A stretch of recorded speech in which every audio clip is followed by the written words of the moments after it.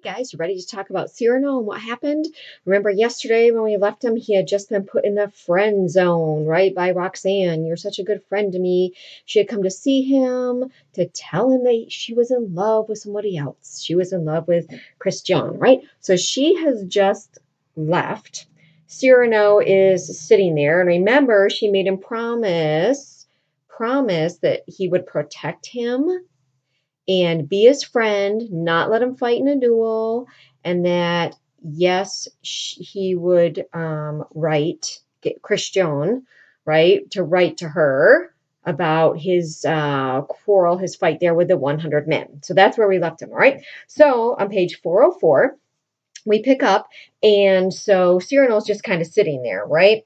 Disappointed, sitting there, kind of looking down the ground, and Ragino peeks in. He's like, "Can we come in now?" Cyrano's like, "Yes." So Ragino and member his poet friends, they all come in, and then the captain of the guards, Carbon, he comes in and he sees that Cyrano is in there, and he's like, "Here he is, the hero. Here he is." And Cyrano's like, "Captain." And the captain's like, "Hey, all the company is here." And Cyrano's like, "No." He just doesn't feel like seeing anybody right now. He's kind of down and sad, so he doesn't feel like celebrating, doesn't feel like seeing anybody. But all the soldiers, all his company, they're all looking for him because they've heard about what a great hero he was yesterday when he fought those 100 men. So they're all looking for him, and the captain's like, "Come on, they're looking for you." And Cyrano's like, "No, please, no." And then the captain's like, "Come on, he's just across the street." And Cyrano's like, "No, please." So then the captain's like, "Hey, everybody, he's in here." Right? So they all come in there, and all the cadets come in there, and Lebret, remember his good friend, comes in and says, "Hey, this whole town is looking for you." Everybody's like raving about how great you were and that you did this. And he's like, "Listen, Lebret, I hope you haven't told everybody where I am." And Lebret's like, "Well, certainly. Of course I told them where you were," right? Because he wants him to be celebrated, right? So then all these, besides the cadets, and we have citizens coming in, we have all these people coming in. And Lebret goes over to Cyrano and he's like, "Hey, how'd it go with Roxanne?" And Cyrano's like, "Hush, shh," right? He doesn't want to talk about it, right? Especially not with all these people around. And so the mob bursts into the shop, and they all come in and they're praising him for what he's done. And then an editor of the paper comes up. He's like, "Hey, can I have the details?" And Cyrano's like, "No." He's like, "No, I don't want to give you details." So the crowd is all around there. And then Lebret's like, "You idiot. That guy, he writes for the paper, the Gazette. You could be famous, get your name in the paper." But Cyrano just doesn't care about any of that right now, right? Well, then we have De Guiche enters, all right? So he enters, and everybody just kind of, steps back because remember, he's a very important person. So he comes in, everybody kind of moves. He comes in, he says, "I'm bringing a message for you from the marshal. He wants to express through me his admiration for you. He's heard of what you did.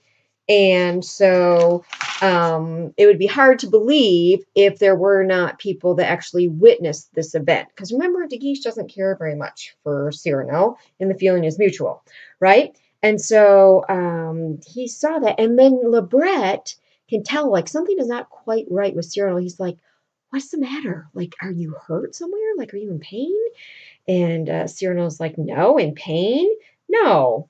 And so then De Guiche says, "Hey, to Cyrano, you're one of those Gascons, aren't you?" And he says, "Yes, I'm in the guards. I'm one of the cadets."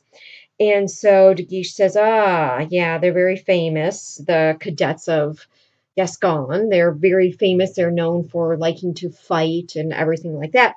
And so De Guiche says, he says, "It's very fashionable to have your own poet nowadays. So how would you like to join my following?" And he's saying, "Would you want to be one of my poets? Like, I'll be your patron." And Cyrano says, "No, I don't follow." Like, in other words, he's like, "No, I don't want to work for anybody else." And so De Guiche says, "Well, your duel yesterday amused my uncle. My uncle is the cardinal." And so Lebret's like, "Oh no." And De Guiche is like, "Hey, I suppose you've probably written a tragedy too, because most of you people like you have written a tragedy. You all have." And Lebret says to Cyrano, he's like, "Hey, this is great. This is your chance. You can get the tragedy, that one that you wrote, Agrippine, you can get it published. And De Guiche is like, yeah, why not? I can take it to him if you give it to me. And Cyrano, he's kind of tempted by this, so he could get his play published. He's like, oh, really? De Guiche is like, sure, yeah. He himself is a dramatist. I can take it to him. He'll rewrite a line here or there, but, it'll still mostly be yours, and he can approve it. And Cyrano's like, nope, never mind. Impossible. He says, my blood curdles to think of altering one comma. He's like, nope, I don't want anybody changing one thing, one little thing, even a comma in my play. De Guiche is like, yeah, but if he likes it, he will pay you very well for it. Cyrano's like, no, no, not so well as when I hear something that I've written and it sings itself and it sounds the way I want it to. That's the pay that I want, not money. De Guiche looks at him kind of like, man, you're really proud. And he's like, oh, Cyrano's like, yeah, you've noticed that? So then a cadet comes walking in to the shop and he's got this sword. And on the sword, he has all these hats. And these are the hats from the men who were in the fight with Cyrano the night before, right? And so he's got these hats on there, this collection of hats, and he's like, Cyrano, look what I found! Look what I found! These hats. And then the crowd's looking at it, and then Guiche, who remember is a friend of De Guiche, he's like, well, whoever hired those rascals, he must be an angry man today. In other words, whoever hired these guys to fight Linier, that person would be angry today because they lost. And so then Brissail says, who was it? Do you know who it was? And De Guiche admits to it. He says, myself. And then everybody stops laughing like, what? We can't believe he hired 100 men to go after Linier? And he just admitted to it. So there's like this really uncomfortable silence. Everybody's just kind of like, like nobody knows what to say, right? And so the cadet's like, well, what should we do with all these hats? So Cyrano takes the sword, takes it over to De Guiche, and puts the sword down. All the hats go falling off down at De Guiche's feet. And he says, here, will you then return these to your friends? Well, then De Guiche gets really angry. So he's like, I want my chair. Where are my porters? So his chair, meaning like the kind of carriage that he'd be carried in to leave. So like, where is it? And he turns to Cyrano and he's like, as for you, he's like all mad with him. And then De Guiche tries to realize this, he's getting all upset, tries to calm down. He's like, have you read Don Quixote? And Cyrano's like, oh, sure, I have. And I think that I'm a hero just like Quixote. And he's like, well, have you read the chapter about the windmills? And Cyrano's, oh, yes, of course, chapter 13. And because in that story, in Don Quixote, this guy thinks he's all brave and everything, and he goes to fight a windmill, right? And thinks he's all brave because he's going to fight a windmill. So De Guiche is kind of saying to Cyrano, you're like that. You think you're all brave and everything, and you're going to fight something, and someday that's going to be bigger than you. And so De Guiche says, sometime your enemy is going to swing around and cast you down into the mire. And Cyrano says, yeah, or up among the stars.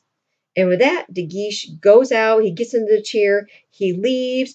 Lebret goes up with him. The crowd goes out, and they leave. And then there's Cyrano. And that's where that scene ends. That's where you should have read to for today. So for today, you're going to pick up there at page 411. You're going to read page 411 to 418. And in today's reading, you are going to see the scene where Cyrano meets Christian. And you'll see how well that goes in today's reading of page 411 to 418. And I will see you later.